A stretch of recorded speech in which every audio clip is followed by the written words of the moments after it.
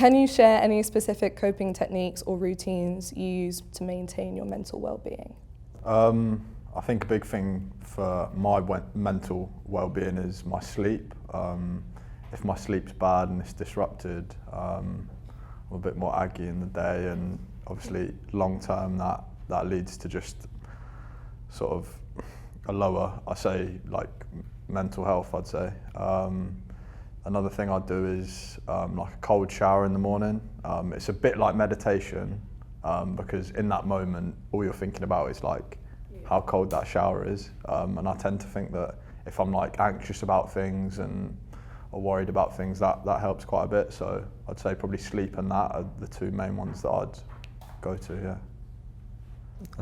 Probably sleep for me is a main thing. It's probably a bit harder when you got a kid in it. Yeah. But yeah, that and just keeping my diet, hydration and things like that for me, and yeah, them sort of things will help me. What advice would you give to someone who might be struggling with their mental health? I think it's probably a cliche thing to say, but a problem shared is a problem halved. And I think if you speak to someone, you can just offload that a little bit more than it being all on yourself. So I think speaking is an important thing. I'd probably say just it's again like all of this stuff like sounds a little bit cliche, but like take each day as it comes. So don't be worrying about what's going to happen next week, or if you're worrying about something that's in like a month's time, if you're worrying about it every day for the next month, then like that's not going to help you out.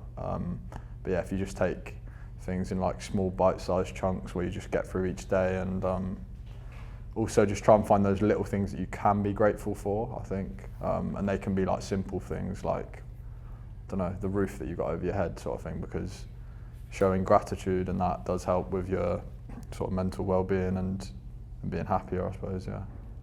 I just think it's really important to talk to people, you know, open up and tell people how you're feeling, because sometimes bottling it up inside does make it a lot harder. So yeah, just speak to people around you, people you trust, get out and do things you enjoy, obviously, you know, fresh air, going on walks, anything like that. But yeah, I think the main thing is just talking to people and telling people how you feel. How do you cope with the pressure and expectations that come with being a professional football player? I think growing up in it, you half get used to it, and you probably get more comfortable in the surroundings that you're in, playing in front of a lot of people or trying to impress certain coaches and things like that. So you do that as you grow up. So I think it's just become normal in your day-to-day life, I think.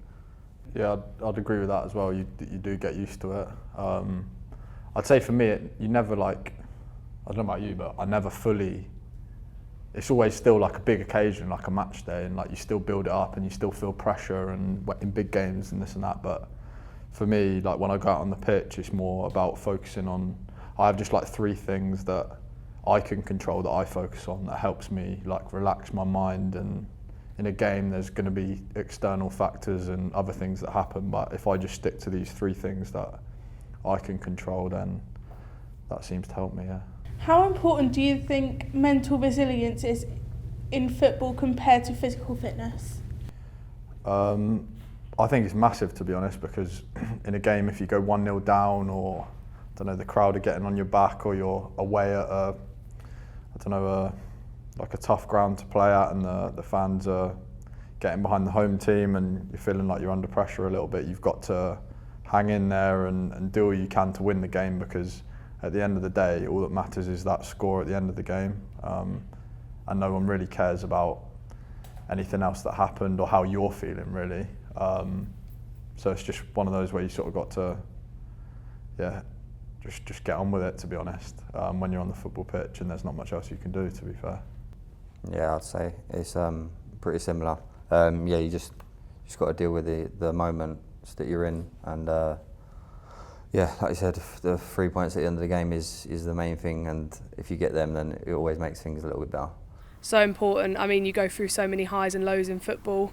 To stay strong in, you know, the difficult times is really important. To look after your own mental health on and off the pitch. But on the pitch, obviously, you go through a lot of emotions. So it's good to be able to manage them, to keep you happy and keep yourself going. Do you think the conversation around mental health in sports has changed in recent years? Yeah, I'd say it has, to be honest. I'd say like it's a lot more. It's spoken about a lot more in like the media and on telly and stuff like that. And I don't know. There's different initiatives that they have in football and life in general that help people and bring it to the forefront of a lot of conversations, really. So yeah, I think it has changed a lot. Yeah, no, definitely.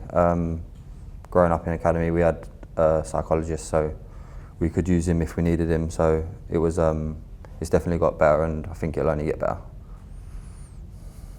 Do you think it's important to keep up the conversation on mental health?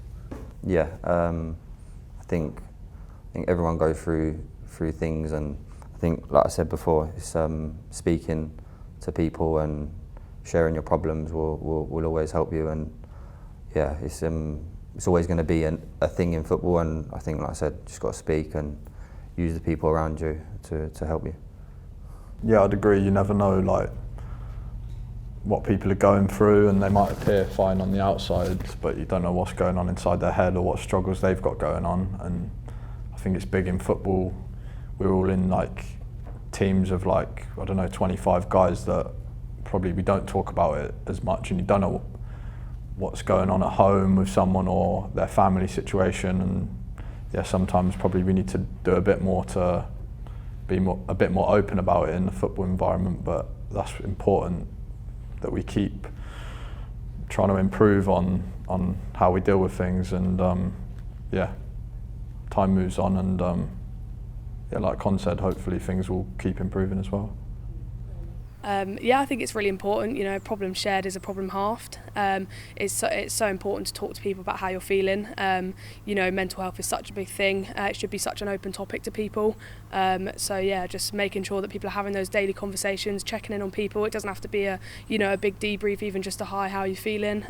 Yeah, it's just definitely important to keep up those conversations. How do you think we could get Pompey talking? Keep the awareness up and just keep putting things out there for people to see, and hopefully that when they see these sort of things, it'll click with them and they'll speak to people and get help. Yeah, I'd say like when people come to a game day, say they see us 11 on the pitch and might think, oh, like everything's great and they must have no worries and stuff like that, but it's good for them to understand as well that we do, and like they're not alone in struggles. Yes, maybe different, but there's still stuff in everyone's lives that people find tough, and people struggle with mental health, whatever walk of life you're in. So yeah, it's about sort of being open and honest about things. Yeah. What role do you think clubs should play in supporting players' mental health? I think obviously a big role. We're here probably 50% of our time, and yeah, like we spend a lot of time here with the team, the club, the staff and everything. So it's a big part of our lives, and yeah, they will help us if we need it, and it's just a case of us going to them and speaking about it, or they'll give us helping hand. Yeah, I'd agree. I think a big thing that maybe we could do better is have a sports psychologist. That could be someone that isn't involved in the football side necessarily, that can help you with mental struggles or whatever that you have going on. But again, everyone's very open and approachable, so if you have a problem, the manager's open and you can go and talk to him whenever about anything, and he's really sort of good with that. So yeah, I'd say as a club, it's a good club to be at for that, and they look after you as a whole person, I'd say, yeah.